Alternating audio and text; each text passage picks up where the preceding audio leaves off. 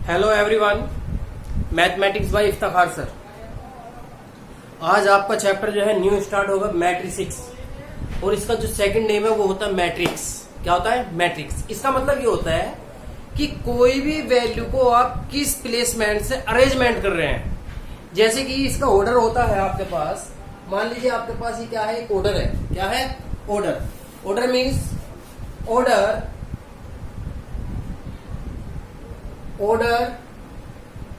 Rectangular orbit. इसका means समझिए भाई। इसका मीन्स क्या है, आपके पास मान लीजिए 2x plus 3y equal to 4 या 4x प्लस 5 इक्वल टू कितना आ गया आपके पास 4, ये 3। भाई आपके पास कैसी इक्वेशन है? ये लीनियर इक्वेशन है, और इन दोनों की क्या करते हैं, x और y की वैल्यू को आसानी से फाइंड कर सकते हैं। तो ये क्या बन गई आपके पास? सिर्फ 2 इक्वेशन है। अगर आपके पास ये 2x plus 3y plus 3z equal to 8 या 4x plus 5y plus 7x और equal 7z equal to 9, x plus y plus z equal to कितना आ गया 9। अब थोड़ा सा क्या हो जाएगा, इसको सॉल्यूशन करने के लिए थोड़ा सा मुश्किल हो जाएगा। हो तो जाएगा लेकिन थोड़ा मुश्किल हो जाएगा। अगर आपके पास इसमें x, y, z और इसमें w यानी कि 4 वेरिएबल में अगर आपके पास इक्वेशन अगर आपकी बार आती है तो आप क्या करेंगे इसमें? तो इसका मतलब ये कर रहा है कि मैं ये कहना चाह रहा हूं आपसे कि डिफरेंट इक्वेशन को सोल्व करना लीनियर इक्वेशन की बात में।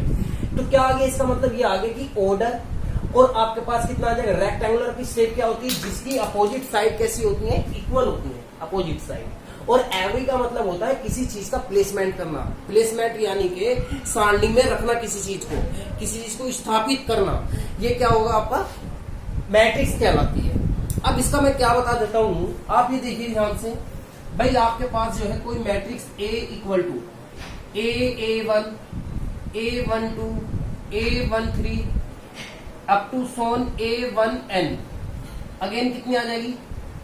A21, A31, A22, A23 और up to Son A2n। Again कितनी आ जाएगी आपके पास? 332, 32। फिर अगेन कितनी आ जाएगी आपके पास? ये 3n अप टू सोन यहाँ कितना आ जाएगा mn। अब इसकी भी क्या बन जाएगी? ये बन जाएगी m3। अगेन कितना आ गया ये m2। ये कितनी आ जाएगी आपके पास? m1। भाई आप इसमें करते हैं, ये इसकी क्या होती है, जनरल फॉर्म होती है मैट्रिक्स की। अब मैट्रिक्स की ये जनरल फॉर्म है, ये जो इसके अंदर वैल्यू बनी हुई है ये तो होते हैं एलिमेंट। क्या होते हैं? एलिमेंट। और यहाँ पर क्या होता है? m into n। ये वैल्यू किस किस को दिखाता है? ये तो दिखाती है आपको रो मीन्स। और ये क्या होता है आपका? कॉलम। क्या होता है? कॉलम। और ये वैल्यू क्या होती है आपके पास? ये हो गई आपके पास रो 1। ये कौन सी हो गई? रो 2। और ये वैल्यू क्या बन गई आपके पास? रो 3 और अप टू सो। ये क्या बन गई? C1 कॉलम है। ये भी क्या आ गई? C2। ये भी कितना आ गया? C3। और ये कितना आ गया? C4 मतलब Cn आ गया। ये n टर्म तक दिखा रखी है। अब आप इसमें क्या करते हैं, इसका जो जनरल फॉर्मूला होता है वो इसको आप AIJ से भी डिनोट कर सकते हैं, जिसमें I और J की वैल्यू किससे प्रेजेंट होती है? ये वैल्यू होती है। इसमें क्या होता है, अगर आपके पास ये वैल्यू दे दी गई और आपसे कह दिया गया कि इसमें जो है कोई भी वैल्यू रख के आप कोई भी मैट्रिक्स रिप्रेजेंट कर सकते हैं। इसमें I और J की वैल्यू क्या है? I क्या है आपके पास? रो को रिप्रेजेंट करेगा। और ये किसको रिप्रेजेंट करेगा? ये कॉलम को रिप्रेजेंट करेगा। रो जो होती है वो क्या होती है आपकी? हॉरिजॉन्टल लाइन होती है। ये कैसी होती है? वर्टिकल लाइन होती है।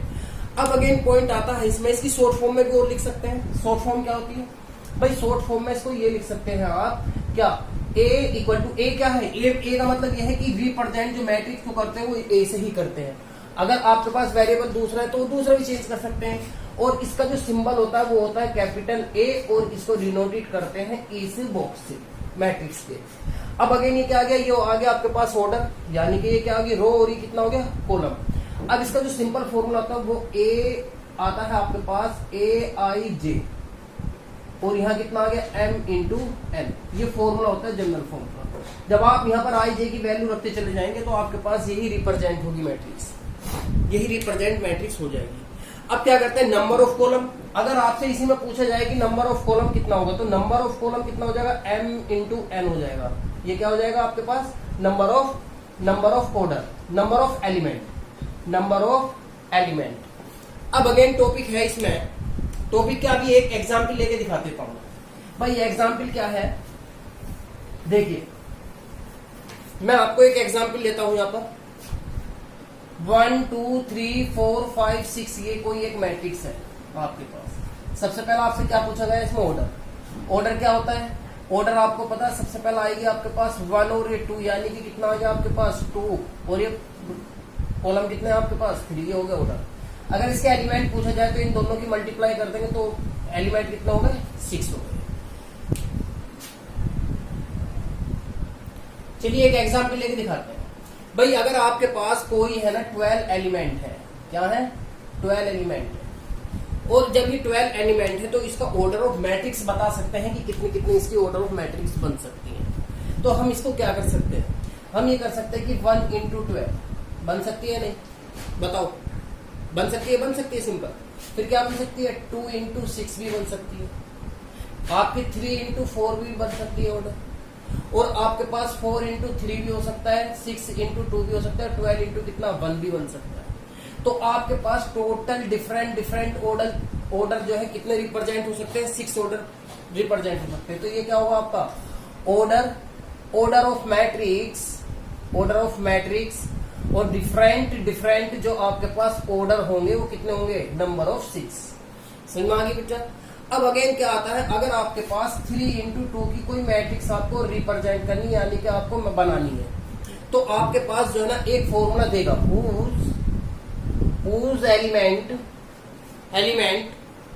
are given by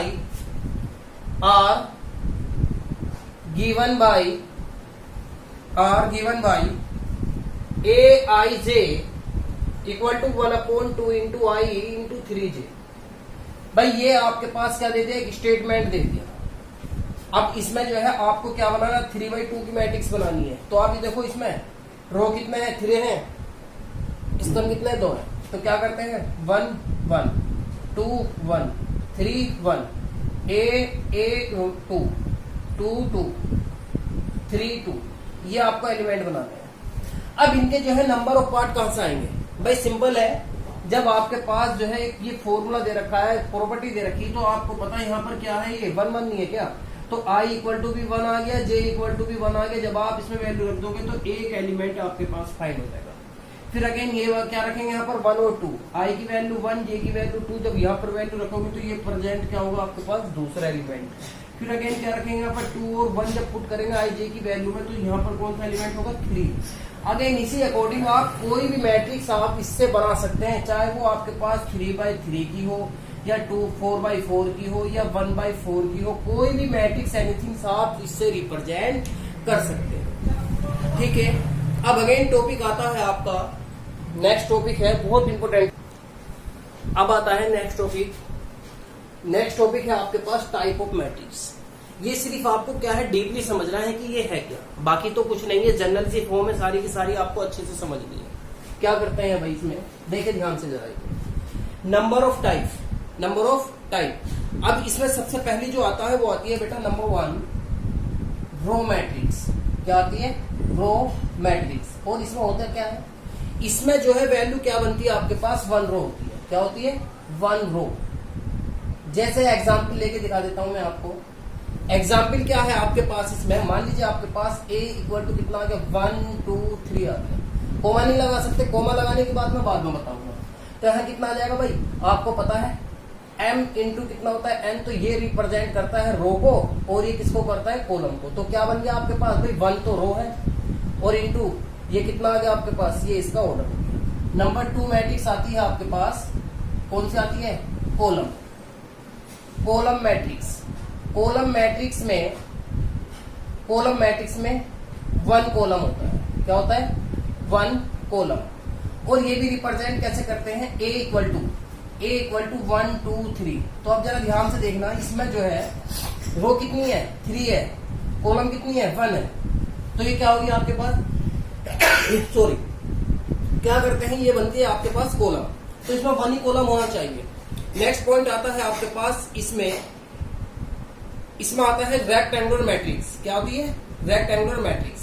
नंबर 2 आता है आपके पास रेक्टेंगुलर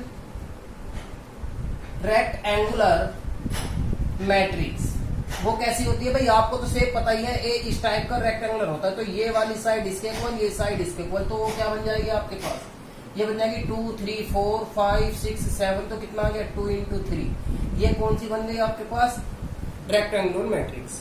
और इसमें एक चीज और बता देते हैं, इसमें जो है ना m जो है n के इक्वल टू नहीं होता है, तो ये आपके पास क्या होगा, स्क्वायर मैट्रिक्स। आप कहेंगे सर ये भी हो सकती है, बिल्कुल हो सकती है, स्क्वायर रेक्टेंगुलर ये भी हो सकती है।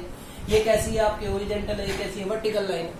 तो अगेन पॉइंट आता है आपके पास 4 पॉइंट बनता है आपके पास स्क्वायर मैट्रिक्स। ये बहुत इंपॉर्टेंट है स्क्वायर मैट्रिक्स, इसको जरा अच्छे से समझेंगे। स्क्वायर मैट्रिक्स का ऑर्डर हमेशा कितना होता है, m इक्वल टू n के इक्वल होता है, ऑर्डर जो होता है उसका। अब इसमें जैसे मैं आपको करके दिखा देता हूँ, ये भाई आपके पास जो है कोई मैट्रिक्स है 1 2 3 4 5 6 7 8 9, मैं डायरेक्टली ऐसे ले रहा हूँ, और एक आपके पास क्या है 3 4 5 6, ये है मैट्रिक्स। तो इसमें क्या करते हैं भाई, आपको पता है ऑर्डर भी 3 है, सॉरी रो भी 3 है और कॉलम भी कितनी है 3 है, तो ये क्या हो गई आपकी स्क्वायर मैट्रिक्स। और स्क्वायर होता कैसे, जिसकी ऑल साइड इक्वल हो, आप देख सकते हैं इसको बंद भी करके, तो इसकी ऑल साइड इक्वल होगी, तो ये कितना आ गया 2 into 2 आ गया आपके पास। तो ये कैसी होगी मैट्रिक्स आपके पास, स्क्वायर मैट्रिक्स। और square matrix of the order कितना होता है, m होता है। स्क्वायर मैट्रिक्स का ऑर्डर कितना होगा, m इक्वल टू n की फॉर्म होगा। अब आपके पास पॉइंट आता है डायगोनल मैट्रिक्स। क्या आती है, डायगोनल मैट्रिक्स, इसी के पार्ट है, ये सब जो है इसी के पार्ट है। मैं इसको थोड़ा सा डीपली करके बता देता हूं।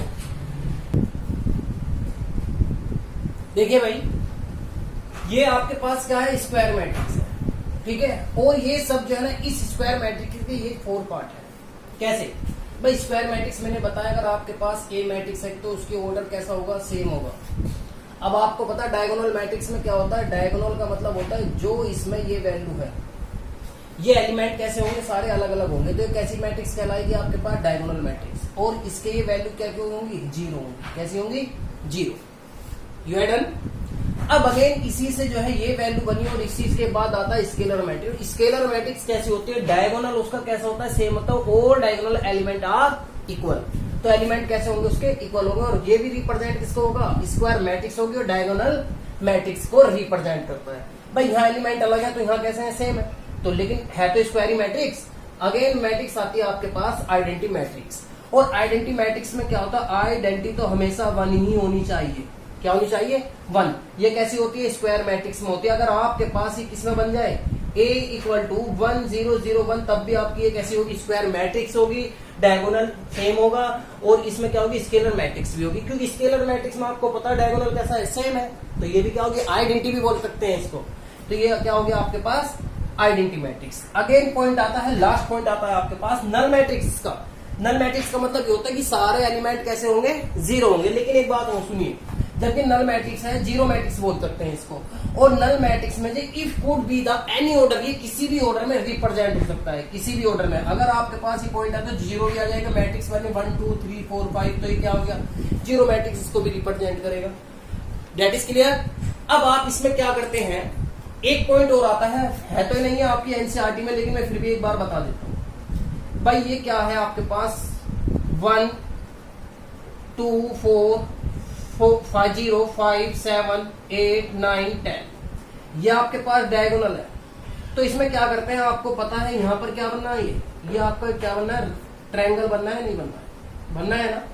तो ये तो ट्रायंगल आपका कैसा हो गया, अपर का हो गया, और ये ट्रायंगल कैसा हो गया आपका, लोअर का हो गया। तो इसको तो बोलेंगे अपर ट्रायंगल मैट्रिक्स, और ये कौन सी हो जाएगी, लोअर ट्रायंगल मैट्रिक्स। अब इसमें क्या बनता है कि ये एलिमेंट सारे के सारे कैसे होने चाहिए, 0 होने चाहिए। कैसे होने चाहिए, 0, ऑल एलिमेंट 0। ये भी कैसे होने चाहिए, ऑल एलिमेंट 0। तभी आप इसको रिप्रेजेंट कर सकते हैं किसमें, इसमें लोअर ट्रायंगल मैट्रिक्स में कर सकते हैं आप इसको। एलिमेंट कैसे होंगे, वो 0 होंगे। That is clear. Next point आता है आपके पास, देखिए नेक्स्ट पॉइंट है equality of the matrix. Equality matrix जो आपको इक्वल मैट्रिक्स से है, आपको 2 मैट्रिक्स होगी। क्या होगी, 2 matrix are the equality if. इसमें क्या करते हैं, they should be the composable of their order should be the same, यानी कि ऑर्डर कैसा होना चाहिए, सेम होना चाहिए। अब अगेन जो सेकंड पॉइंट है, सिर्फ 2 पॉइंट होने चाहिए। इसमें क्या आ गया, their corresponding element should be equal, are equal. तो इसमें क्या करते हैं, मैं आपको एक एग्जाम्पल करके दिखा देता हूं। भाई A इक्वल टू आपके पास 4 5 7 8 और एक B मैट्रिक्स आपके पास कितनी है 7 9 8 और कितना आ गया 10 आ गया। अब आपको ये भी पता है कि मैंने बताया कि ऑर्डर क्या होना चाहिए, इसका सेम होना चाहिए। तो 2 इंटू 2 है, ये भी कितना है 2 इंटू 2 है।